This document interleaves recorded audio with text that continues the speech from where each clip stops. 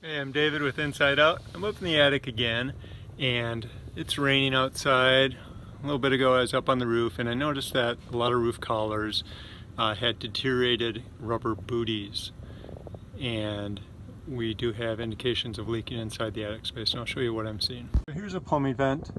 I don't see any active water leaking down it right now, but as we follow this down here, we can see as we get down to the wood structure,